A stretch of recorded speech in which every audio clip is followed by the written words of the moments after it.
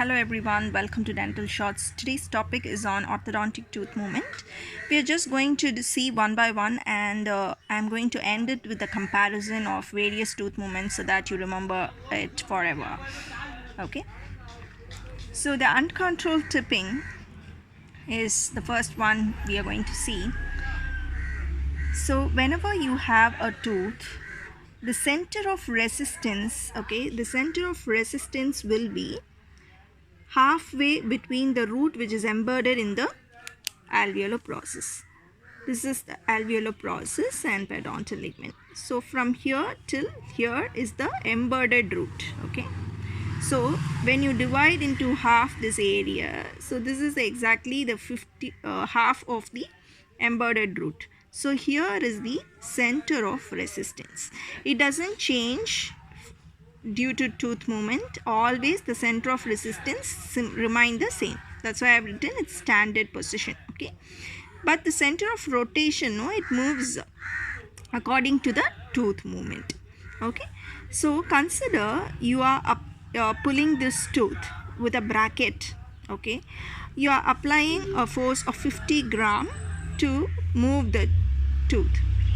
When you pull the tooth like this, the compression of PDL will be here.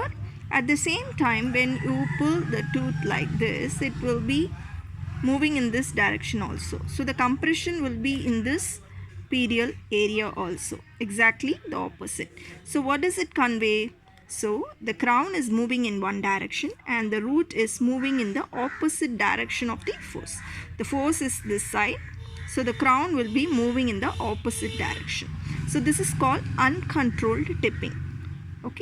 Uncontrolled tipping. In this case, the center of rotation will be slightly apical to the center of resistance. So uncontrolled tipping, mostly it requires 50 grams of force. This is the least desirable and detrimental tooth movement which we don't want to acquire. This is the least desirable tooth movement, uncontrolled tipping. This is one of the MCQ. Remember, least desirable tooth movement is uncontrolled tipping. But it is very easy tooth movement to achieve, and also the fastest tooth movement to achieve is the uncontrolled tipping. And then the momentum of couple and moment of force is equal to 0. This is the equation. Then coming to the controlled tipping. Controlled tipping means you have to, I told you here the root is moving in the opposite direction of the crown and the force. So in this situation you need to have a minimal root movement. Only you need some crown movement, but you are going to have only minimal root movement. So in that scenario there will be a little compression here when compared to the compression area will be more in this side, because a small amount of root movement will be acquired by the controlled tipping.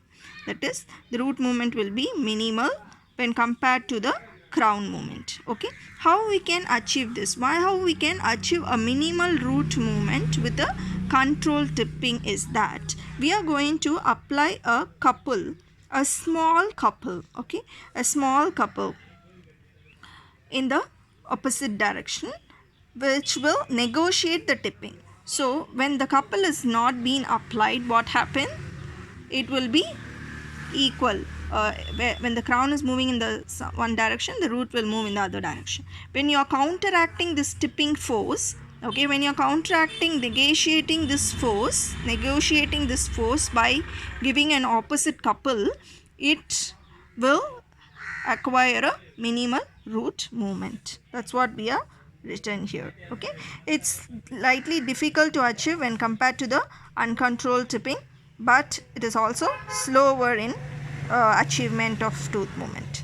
So what happens? We are applying a small couple and force, so the force when compared to the force, couple is little smaller, so it would be less than 1.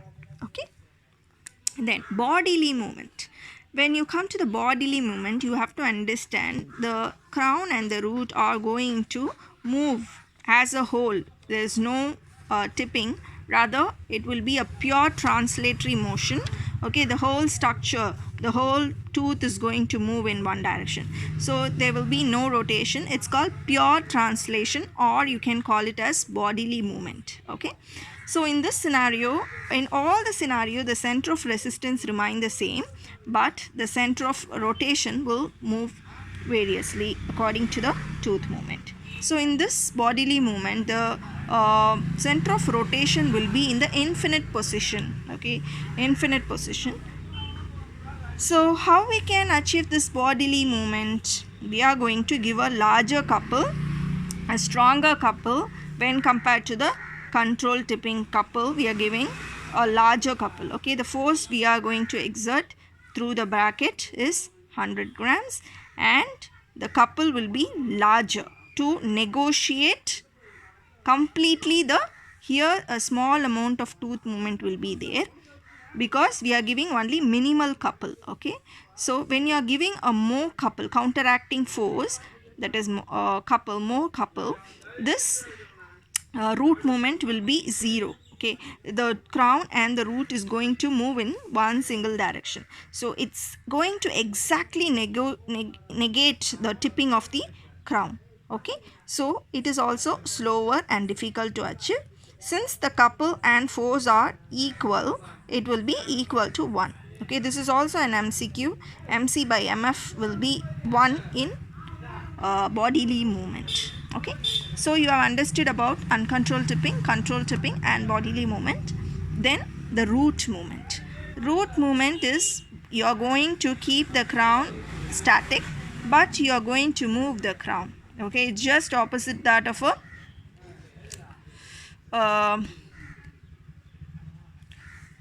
so in the root movement, what happens? The center of rotation, it's on the crown, not in the root. The center of rotation is on the crown in root movement. Remember this. This is also an MCQ. Okay, so the center of rotation is in the crown in the root movement. The amount of force you are going to exert through the bracket is 75 grams, but the couple is even more larger than negotiating the force. So the couple is more than the bodily movement what you applied. No, the larger couple, it is the most stronger couple among everything. So you are applying a force. Okay, more than this, you are giving a couple which is more than negating the tipping moment. So this is the most difficult is root movement. Okay, root uprighting, and also slowest among everything. This is also an MCQ. Slowest among is the root movement, is the slowest of all. So in this scenario, the couple is greater. Okay, and the force is little smaller than the couple, so it would be greater than 1. MC by MF is equal to greater than 1. Then pure rotation. Pure rotation, the center of resistance and center of rotation will be in the same position. Okay, so the couple is applied, couple is applied, and rotation is going to occur around the center of resistance. Okay, so this is the pure rotation. Coming to the optimal amount of force.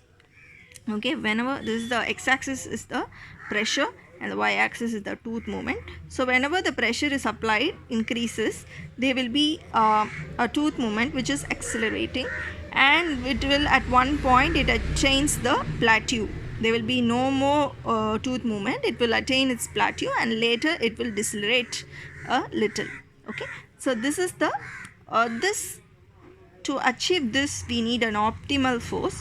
So the optimal force depends upon what? The type of tooth movement, because we said as earlier 75 for 100 grams, 75 gram, 50 gram. It all depends upon the type of tooth movement what you require to achieve. So the optimal force depends on the type of tooth movement, and also because amount of the pedial structure, pedial surface area. For example, a patient has lost some amount of pedial due to moderate periodontitis, then the center of resistance will be from here will be the center of resistance halfway between the embedded root. So this is also going to affect the optimal force. Okay, mainly the tooth movement will be determining the optimal force. Okay, so this is the overall view of tooth movement, orthodontic tooth movement. If you have any doubts, you can just comment on the below section. Okay, so have a great day. Subscribe to Dental Shorts, and also if you like the video, kindly click a like button. Thank you. God bless you.